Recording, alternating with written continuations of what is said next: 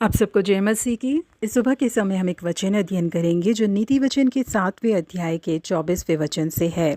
अब हे मेरे पुत्रों, मेरी सुनो और मेरी बातों पर मन लगाओ। अमेरिका के राष्ट्रपति रह चुके फ्रैंकलिन रूजवेल्ट हमेशा की तरह व्हाइट हाउस के प्रवेश द्वार पर खड़े होकर अपने होठों पर बड़ी सी मुस्कुराहट के साथ वो जिन शब्दों का हमेशा प्रयोग करते हैं उन शब्दों को बोल बोलकर लोगों से हाथ मिला मिलाकर थक चुके थे। अचानक ही उनके अंदर इस बात को जानने की उत्सुकता हुई कि जब मैं लोगों के सामने मुस्कुराहट के साथ बातें करता हूँ, उनसे हाथ मिलाता हूँ, क्या वो सच में ही मेरी बातों को ध्यान से सुनते हैं या तो फिर हर रोज की तरह ही वो मुझे जवाब देने के लिए पहले से तैयार रहते हैं। इस बात को परख कर देखने के लिए एक दिन शाम को वो स्वागत कक्ष में पहुंचे और वहां पर मौजूद लोगों को देखकर एक बड़ी सी मुस्कुराहट दी। उन्हें देखते ही वहां पर मौजूद लोग उनसे हाथ मिलाने के लिए एक एक करके आगे आने लगे। रूजवेल्ट हमेशा जितना मुस्कुराते थे उस दिन वो उससे भी ज्यादा मुस्कुरा रहे थे और लोगों से हाथ मिलाते समय उनसे बोलने लगे, आज सुबह मैंने अपनी दादी को मार डाला। रूजवेल्ट जब भी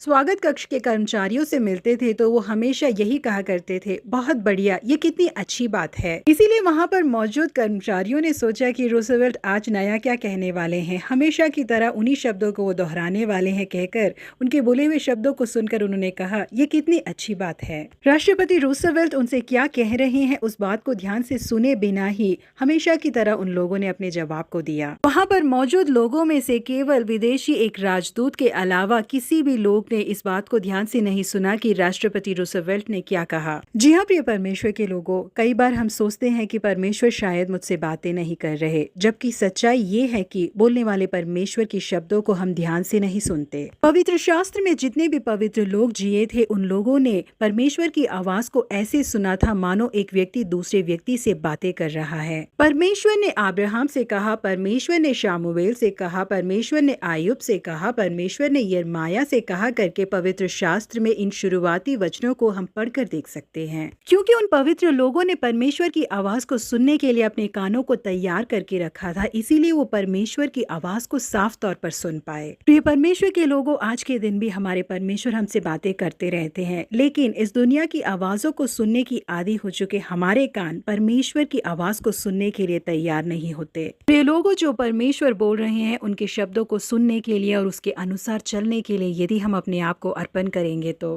परमेश्वर के हृदय में जो है उसे वो हम पर प्रकट करेंगे। परमेश्वर हमारे कानों को भी शामुएल के कानों की तरह उनकी आवाज सुनने के लिए खोल दे। प्रभु आप सबों को आशीषित करे। Have a good day.